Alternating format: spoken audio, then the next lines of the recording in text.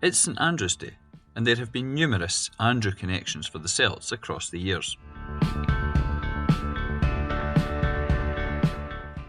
Most obviously, this includes players named Andrew, although surprisingly, not as many Celts as you might think have had this name, but there have been other links too. For some reason, many of the most prominent Celtic Andrews have been forwards. Arguably the most significant, certainly in the era following World War II, has been Andy Walker. In recent times, some fans have taken issue with Walker in his role as a TV pundit, but he still has a major place in Celtic history. He arrived at Celtic from Motherwell in 1987. Walker went on to have a major impact, finishing top scorer as the boys claimed a centenary League and Cup double. In particular, his Scottish Cup semi-final winner versus Hearts was essential to claiming that season's cup, as well as being one of that year's most dramatic moments. Andy Walker left Celtic in 1991, but returned to Parkhead from 94 until 96, playing his part in the 1995 Scottish Cup triumph. Another forward from that era was Andy Patron. Like so many players in the early 1990s, he didn't enjoy much success. However, his 15 goals in 36 games was a good return. And frankly, the decision to replace him with Wayne Biggins has always been a bizarre one. A much more important forward, though perhaps little known in the modern era, was Andy McAtee. The Croy man played for the Celts more than 400 times between 1910 and 1924, apart from time served as a gunner during World War I. He won 10 major trophies with Celtic, scoring 69 goals in the process. In fact, he's joint 8th in Celtic records for scoring in consecutive seasons, doing so 14 times. Apart from forwards, other Andrews have worn the green and white too. Andy Lynch was a sometimes left winger or left back who had a transnational career, playing not only in Scotland but also in America and Canada. He spent 7 years at Parkhead, winning various competitions.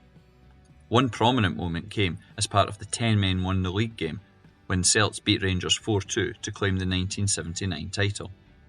And, on a personal level, he scored the only goal of the match as Celtic beat the Ibrox side to claim the 1977 Scottish Cup. Andy Ritchie was another notable man to have that first name and pull on the hoops.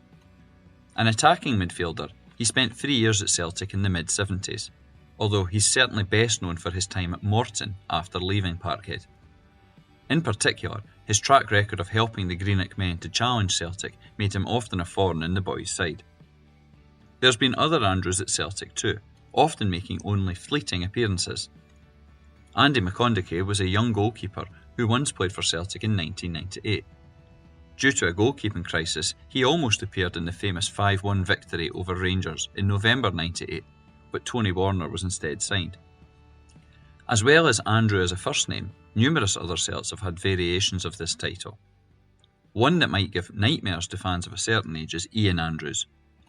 The English goalkeeper was at the club for just over a year in the late 1980s. Unfortunately, his appearances would perhaps be better suited to a discussion of Halloween rather than St Andrews Day. Signed from Leicester City, he started off well. However, a 5-1 hammering at Ibrox in August 1988 set the tone for his time, and he had few chances after that. In fact, a year later he actually got sent off at the same ground in a reserve match. Much happier Andrew memories belong to people with the German equivalent of Andrew as their name, Andreas. The first of these, Andreas Thom, was a hugely popular and skillful forward in the 1990s. Signed by Tommy Burns for more than £2 million, he spent almost 3 years at the club, including winning the 1995 Scottish Cup. Thom also claimed a League Cup and title medal, though his ability deserved more in the way of trophies. He is one of a small number of players to have represented more than one international country, playing for East Germany and the reunified Germany too. 10 years after Thom departed Parkhead, another German Andreas walked in the door. In this case, it was the defender Andreas Hinkel. Like his namesake, he was a German internationalist who spent 3 years in Glasgow's East End. Hinkel won the League and League Cup with Celtic, his most celebrated moment possibly being the final day title triumph in 2008, when the boys won the league at Tannadice. Although many Celts have been called Andrew, there are other Celtic and Andrew connections. For one thing, the boys have actually played in the Scottish town of St Andrews. Celtic fans will know that the boys have often gone to Fife, and players such as John Thompson have hailed from the kingdom. However, in 1897, when Celtic were participating in a tour of Scotland, they went to Kenness Park in the town. The Glasgow men beat Ancient City Athletic 4-1 in a friendly match. But one St Andrews game that has much less positive memories came during Tommy Byrne's time as manager. In July 1995, just months after winning the Scottish Cup, the Hoops travelled to Birmingham for a so-called friendly, although the reception they received in the Midlands made a mockery of that word. Playing at Birmingham City's home ground of St Andrews, Celtic lost the game 1-0. However, no one really cared about this. What was a problem was the organised right-wing violence, which saw Celtic fans subjected to attacks throughout the day. It even witnessed Birmingham Chief Executive Karen Brady enter her own crowd to remonstrate with local fans. On a smaller level, there are other boys' connections with St Andrews.